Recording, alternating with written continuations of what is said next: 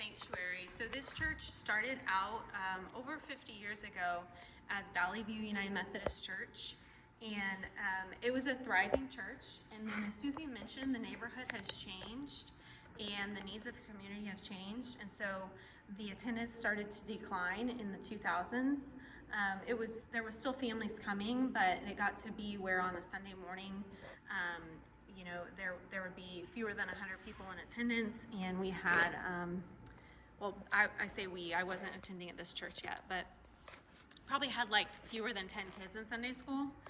And so they made the decision to partner with Resurrection to close the doors as Valley View and then become part of Resurrection Church. So there was a vote that led to all of that, votes at Valley View, votes at Resurrection, and this became, I think, the fourth location of Resurrection. Almost immediately there was like a revitalization of the family ministry. So the spring of 2019, there would have been, like I said, fewer than 10 people in children's ministry. And then they had Vacation Bible Camp that summer, and that opened, Vacation Bible Camp opened before the official worship date here.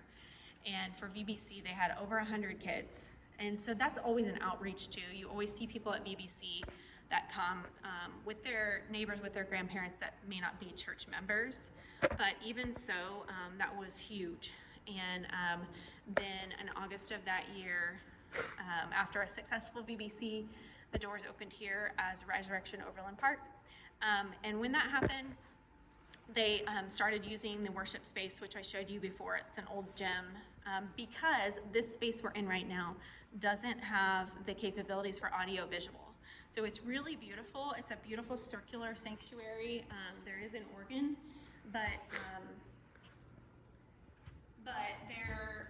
there's a screen over here, and I think for our, all of our tech needs, our band, we want to have, really engaging worship band, full band. We want to have the ability to have the video, be top notch, and it was too difficult or expensive to get this space to a place where they could do that every Sunday. So it's a really nice space, but it's more often used for special services. Like every once in a while, there'll be a wedding or a funeral in here.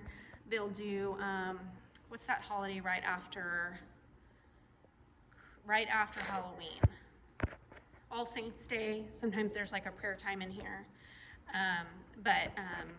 This just is an example of how when a church has challenges regarding their space, it's difficult because we're worshiping in a gym and it's not as beautiful, but it has what we need to draw families in to have the worship music that is more up to date, and it's super, it's a lot more modern.